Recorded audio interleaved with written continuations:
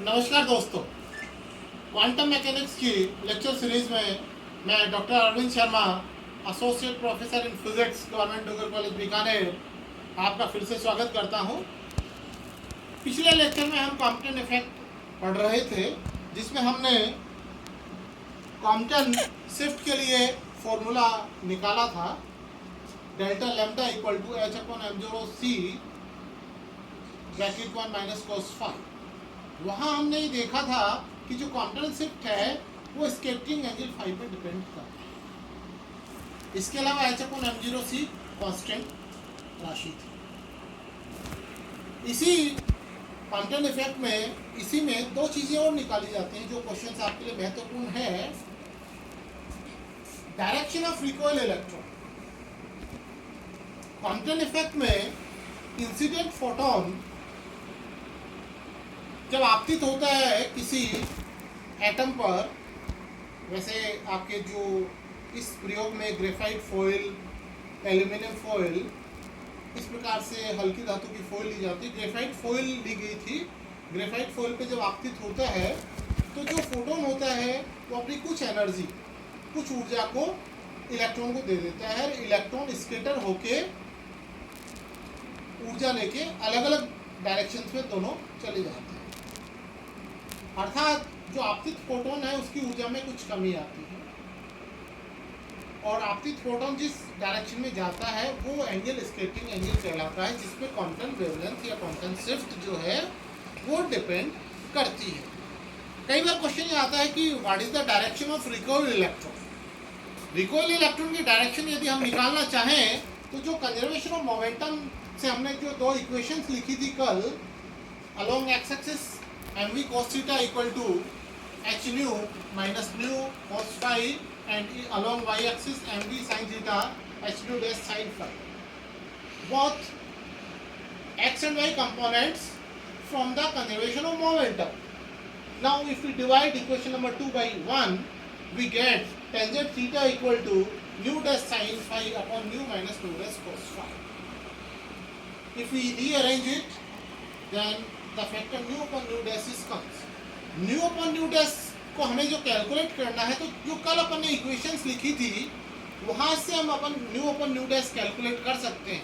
अपन ने जो Compton shift निकाला था लैम्डा डैश माइनस लैम्डा, तो उसको आप न्यू और न्यू डैश में कन्वर्ट कर सकते हैं, वहां से न्यू अपन न्यू डैश निकाल सकते हैं। वो जो रिलेशन आप निकालेंगे उस रिलेशन को आप यहाँ रखेंगे, और रखने के पश्चात ये फैक्टर आ जाता है 1 upon H new upon m0 c 1 minus cos phi, और आपके नोमिनेटर में sin phi है। टेंजेंट थीटा का ये मान आता है, और यहाँ पर ये जो फैक्टर है h new upon m0 c square, इसे कई बार अपन अल्फा लेते हैं। इसे अल्फा माना जाता है, जिससे ये रिलेशन शॉर्ट में लिखा जाता है, अर्थात tangent theta equal to sin phi upon 1 plus alpha 1 minus cos phi. What is theta? Theta is the direction of recoil electron.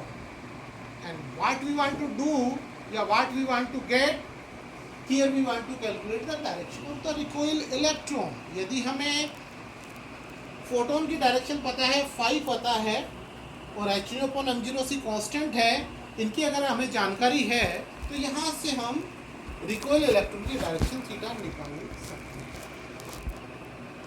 ये एक आपकी क्वेश्चन है। दूसरा क्वेश्चन पूछा जाता है kinetic energy of recoil electron. Kinetic energy of recoil electron, जैसे मैंने आपको बताया कि आपके रिकॉइल इलेक्ट्रॉन जो है वो फोटोन की कुछ एनर्जी लेकर स्कैटर होता है। अर्थात इंसिडेंट, अगर आपके पास से फोटोन की एनर्जी एच न्यू है और स्कैटर्ड की एच न्यू डैश है, तो काइनेटिक एनर्जी आपके कितनी हो जाएगी इलेक्ट्रॉन की? Kinetic energy half mv square equal to h nu minus nu dash. That means k equal to h nu 1 minus nu dash upon nu. एक बार फिर से हम न्यू डैश अपॉन न्यू का रिलेशन जैसे हमने यहाँ पे यूज लिया था, हम यहाँ यूज ले सकते हैं, और अल्फा की टर्म में अगर अपन इसको लिखते हैं तो ये टर्म यहाँ से हम काइनेटिक एनर्जी का रिलेशन निकाल सकते हैं। What is the kinetic energy of the recoil electron, ये क्वेश्चन भी पूछा जाता है। कई बार ये पूछा जाता है कि what is the relation of ratio of kinetic energy of electron, recoil electron and incident photon energy E upon h new. ये फॉर्मूला भी आपको कई बार एग्जाम में पूछा जाता है। दैट मीन्स कहने का मतलब हमारे पास में इक्वेशंस वही है। हमारा फंडामेंटल क्लियर होना चाहिए कि आपतित जो फोटोन है अपनी कुछ ऊर्जा फ्री इलेक्ट्रॉन को दे देता है, वो दोनों स्केटर हो जाते हैं। और जो ये स्केटरिंग होती है इसे हमने यह इलास्टिक स्केटरिंग माना, इलास्टिक कोलिजन है। एक्चुअल में तो इनइलास्टिक होता है, परंतु इस कैलकुलेशन में हम इसको इलास्टिक मानते हुए चल रहे हैं। इलास्टिक होने पर ही conservation of energy and momentum लागू होता है। और यहाँ एक बहुत महत्वपूर्ण कंसेप्ट है कि मोमेंटम, फोटोन का मोमेंटम होने का मतलब होता है कि लाइट जो है वो वेव की तरह नहीं, पार्टिकल की तरह बिहेव कर रही है। If photon have momentum, that means the nature of photon is particle nature, जिसका एक बहुत स्ट्रॉन्ग एविडेंस है कॉम्पटेंट इफेक्ट। यहाँ हम एक चीज और देख सकते हैं, ये भी कई बार क्वेश्चन पूछा हुआ है, head on collision. Head on collision का मतलब होता है कि phi equal to pi, photon आया और कॉलिजन के बाद वो वापस उसी डायरेक्शन में चला गया। फोटोन आपतित हुआ और आपतित होकर वापस उसी डायरेक्शन में चला गया, that means phi equal to pi. उस स्थिति में के का मान मैक्सिमम हो जाता है, अर्थात फोटोन ने अपनी अधिकतम ऊर्जा जो है उसको किसको दे दी, इलेक्ट्रॉन को। तो के मैक्सिमम जो है उसका रिलेशन भी हम यहाँ निकाल सकते हैं। और इस के मैक्सिमम के रिलेशन को कई बार क्वेश्चन पूछा गया है कि write in the terms of Compton wavelength lambda C की टर्म्स में भी इसको पूछा जाता है। तो ये इस प्रकार से इसको अपन यहाँ पर इसको कन्वर्ट कर सकते हैं लैम्डा सी के रूप में। तो ये रिलेशन, लास्ट रिलेशन आपका दिया हुआ है कि maximum equal to twice m0 c square lambda c upon lambda square plus twice lambda c lambda, where lambda c is Compton wavelength. इस प्रकार से मैथमेटिकली जो क्वेश्चंस पूछे जाते हैं, जो रिलेशंस आपसे डिराइव कराए जाते हैं, वो मैंने क्लियर कर दिए हैं। अब मैं कुछ कंसेप्ट्स को वापस रिवाइज कर रहा हूँ और किस प्रकार से जो हमने ये रिलेशन निकाला था कॉम्पटन शिफ्ट, उससे हम जो कॉम्पटन शिफ्ट को डिफाइन नहीं कर, एक्सप्लेन नहीं कर पा रहे थे कि कैसे लैम्डा डैश लैम्डा से ज़्यादा आता है, क्लासिकल वेव थ्योरी उसको समझाने में कामयाब नहीं हुई थी। तो हम इसको थोड़ा सा फिजिकली देखते हैं, फिजिकल एक्सप्लेनेशन कैसे इसका होगा और हम इसको फिजिकली कैसे समझते हैं।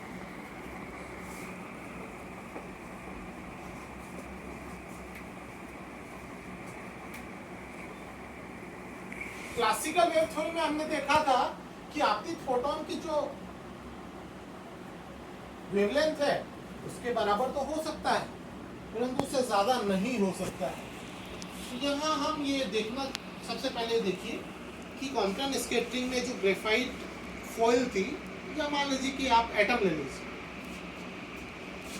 कोई भी एटम ले, इस एटम में अगर नॉर्मली वेव थ्योरी से अपन बात करें, ये यदि एटम है, इस पे इंसिडेंट फोटोन है जिसकी वेवलेंथ लैम्डा, इसके आपतन से एटम एक्साइट हो गया, एक्साइटेड एटम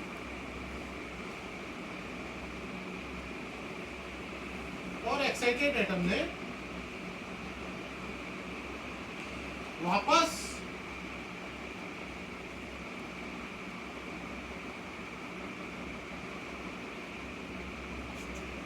रेडिएशन का इमिशन किया जाता है, वापस एक्सरेज या रेडिएशन जो है उसका इमिशन है। यहाँ पर लैम्डा डैश बराबर लैम्डा होता है।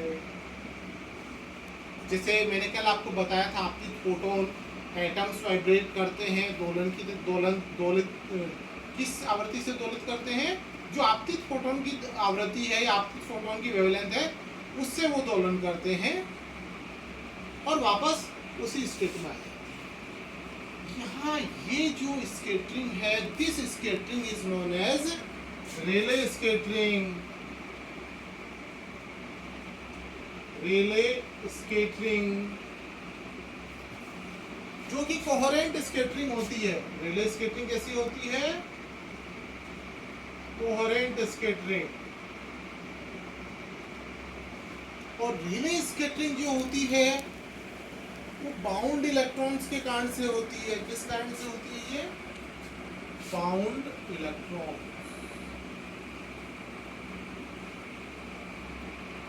क्यों होती है? जो आपतित फोटोन है उसके पास में इतनी एनर्जी है कि वो फ्री इलेक्ट्रॉन को तो इमिट कर सकता है, परंतु जो बाउंड इलेक्ट्रॉन्स है उसकी बाइंडिंग एनर्जी से उसकी एनर्जी बहुत कम है।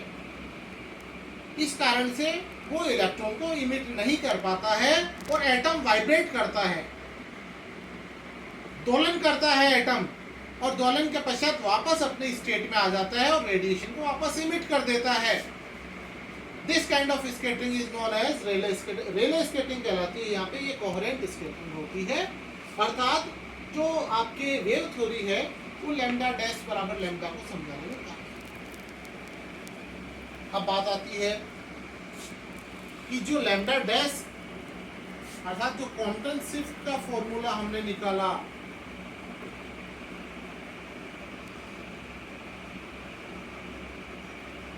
वन माइनस cos फाई, यहां से हम अगर देखें तो आपके पास में ये जो फ्री इलेक्ट्रॉन्स के कारण से जो क्वांटम शिफ्ट आती है, कैसे आती है? लैम्डा अगर आपके लैम्डा सी के बराबर है, यदि आपके यहाँ फाई 90 हो जाए और सपोज कर लीजिए कि लैम्डा जो है वो लैम्डा सी के बराबर, जो इंसिडेंट फोटोन है, आपतित फोटोन की ऊर्जा क्वांटम वेवलेंथ के समकक्ष होनी चाहिए, तभी आपके क्वांटम शिफ्ट होता है। और ये जो वेवलेंथ होती है ये अप्रोक्सीमेटली शॉर्ट वेव्स, अर्थात आपके पास में जो एक्सरेज होती है इनकी, ये जो स्कैटरिंग होती है जिसमें शिफ्ट आता है वो फ्री इलेक्ट्रॉन्स के कारण से आता है, क्योंकि फ्री इलेक्ट्रॉन्स में फोटोन आपती तो उसने उसको स्कैटरिंग कर दी। This is due to incoherent scattering. Incoherent scattering और इनकोहेरेंट स्कैटरिंग का जो एग्जांपल है दैट इज क्वांटम इफेक्ट, जिसे अप्रोक्सीमेशन में हमने इलास्टिक कोलिजन मानते हुए इसे हमने प्रूव किया, जिसमें momentum conservation of energy conservation हमने लिया। इस प्रकार से जो क्वांटम इफेक्ट जो होता है वो फ्री इलेक्ट्रॉन्स की वजह से होता है। लूजली बाउंड का मतलब जो आउटर मोस्ट ऑर्बिट में जो इलेक्ट्रॉन्स होते हैं उसके कारण से होता है। इससे पहले वाले लेक्चर में हमने देखा था photo electric effect is most due to bound electrons KLM। तो यहाँ इन पॉइंट्स को ध्यान देना बहुत जरूरी है। धन्यवाद दोस्तों, हम फिर मिलेंगे। धन्यवाद।